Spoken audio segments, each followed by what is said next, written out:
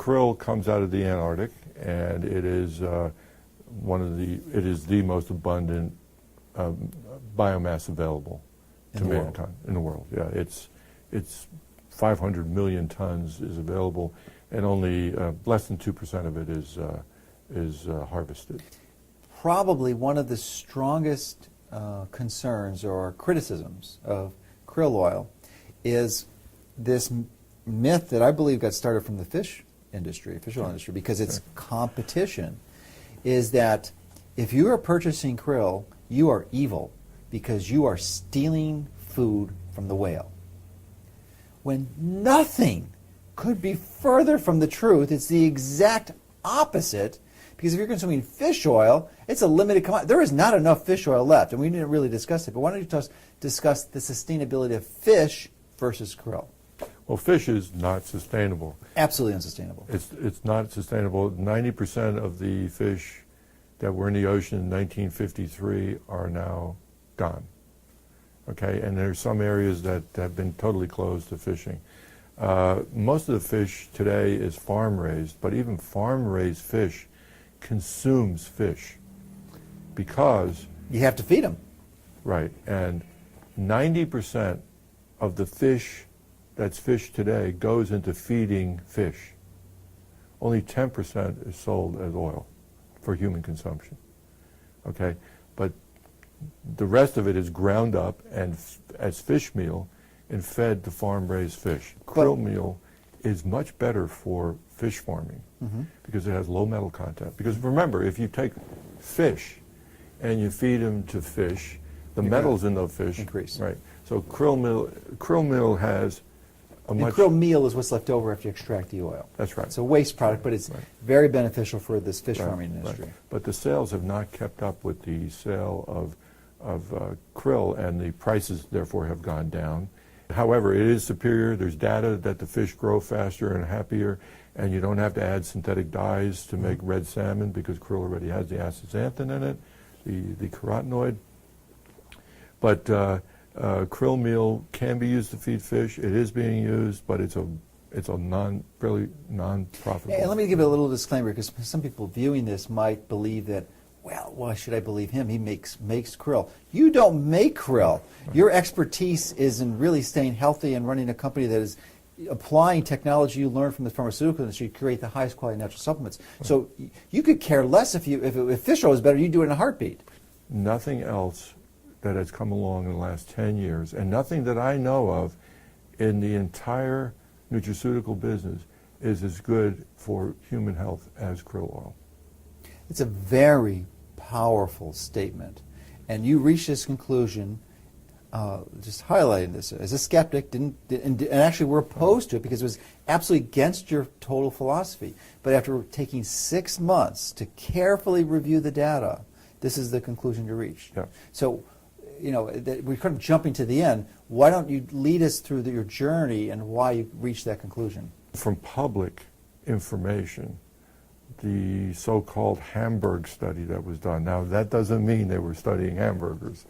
They happened to study overweight people in the city of Hamburg, Germany, and they gave them krill oil up to 2 grams a day, and they showed and they were all healthy subjects, but they showed a dramatic reduction in fatty liver. Okay, there's a common disease from people that drink too much beer, drink too much alcohol, eat too much fatty food in Hamburg, Germany. Or have too much fructose. Right, fructose is another fact. But believe me, in Hamburg, Germany, it's eating too much eel, eating too much pork sausage, and drinking beer. And there was a dramatic decrease in fatty liver, which is, I don't know too many things that do that, even in the pharmaceutical range. In fact, I don't know of anything that does it. We also saw very clear evidence from several sources of a reduction in cholesterol. We saw clear evidence in the dramatic reduction of triglycerides. And far more potent than you would see with the use of fish oils. Right, and also far more potent than you would expect from the level of EPA and DHA that's contained in krill. That's also one of the keys that we need to talk about a little bit later. Okay. The other thing is that and I'm very skeptical. I'm a scientist, okay? I don't have religion about health food, okay? I'm a scientist. You've got to show me. I've got to see the data. And I saw a lot of data. I've reviewed hundreds of papers. But the most interesting thing is I have genetically very high cholesterol. 273 is my average. And I won't take statins for a lot of reasons, because I read all those studies too. I won't take statins. So I try to control it with diet. I try to control it, exercise, the typical things you do. I also took fish oil for many years, which did not lower my cholesterol. Slightly lowered my triglycerides. But my triglycerides, even though I'm not overweight, I bicycle 20 miles a day, I get a lot of exercise. Lately I've been doing a lot of gymnasium work, exercise like that. And I have a very good diet, low saturated fat diet, high in vegetables. I don't eat any omega-6s, okay? My triglycerides have never, ever in my life been below 300. Typically 500. Fasting. Sometimes as high as 1,500, and so did my mother. It probably is a genetic hyperlipidemia of some sort. Right. So I took krill oil supplements for 20 days, 600 milligrams a day, 2 times 300 milligrams. And then I switched to 300 milligrams. My triglycerides went from 350 to 124. My cholesterol went from 274 to 185. My HDLs went up 20%. I actually feel a lot better when I exercise, and there's no apparent side effects that I've seen. Not like with statins with the muscle aches, sports recovery, and that sort of thing. I feel perfectly fine. I feel very good, as a matter of fact. Well, it's a food. Yeah, my food is, my health has actually improved. Yeah. And something general. simple and basic, relatively simple. Krill oil contains something else that we haven't talked about yet, and that's astaxanthin. It contains EPA and DHA phospholipid, and that's important to say phospholipid. It also contains small amounts of astaxanthin. Now, as time has gone on, the amount of astaxanthin in krill oil has decreased somewhat to fairly low levels, but still... This is naturally harvested krill oil? Or one is sold commercially? Or both? Originally, the concentration of astaxanthin, which is very important for heart health, very important antioxidant, and if it were not in krill oil, it would be relatively unstable. Okay. So it really provides a bulk of the benefit to krill and keeping it safe from oxidative damages. Krill oil that contains astaxanthin, natural astaxanthin in krill, no added astaxanthin, is incredibly stable. Resistant to damage. It and is you've documented stable. this repeatedly on your ransom, I because thought you've my got the lab ransom, test. I thought the Ransomat machine was broken. Yeah. I mean, it went 190 hours at like 100 degrees with bubbling oxygen through it. And it didn't no touch change. It. And where fish oil, how long would fish oil go? An hour. An hour. And it's assuming you had a good fish oil, because a good percentage of it, maybe even the majority, is damaged. Right. So 200 times resistant to oxidative damage. As long as the astaxanthin is there. Now, over time, because of market demand and because of becoming more efficient at manufacturing krill oil, the amount of astaxanthin in krill oil has decreased.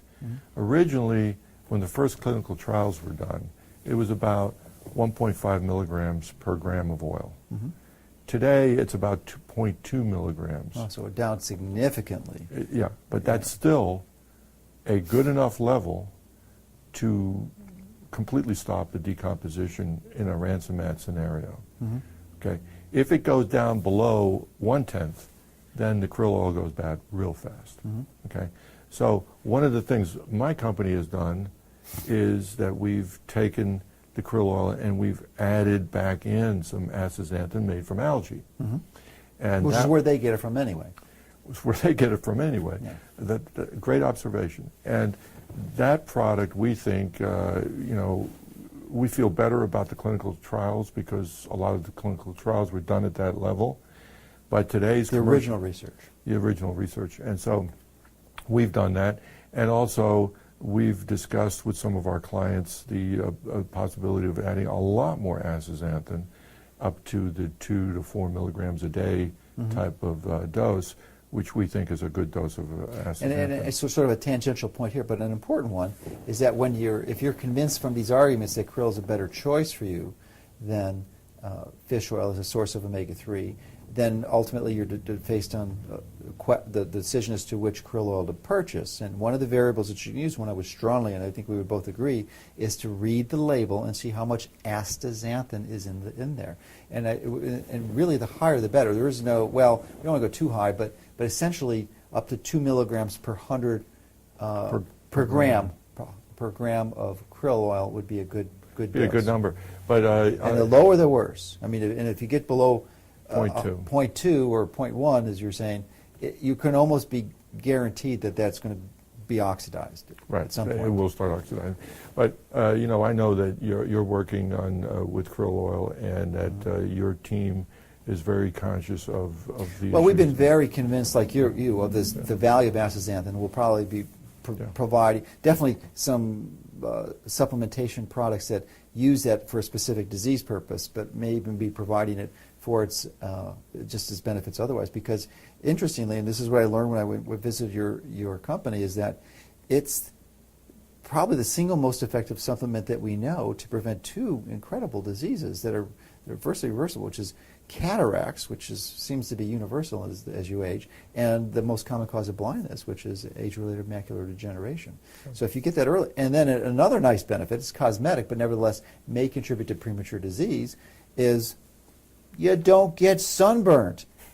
You don't get sunburned. If you're in enough astaxanthin, you're like immune to getting, which is just shocking, but it's true. It doesn't happen in one dose. It takes a while to build up a level. 20 days. 20 days, 3 weeks. But you take enough and the end of the sunburn.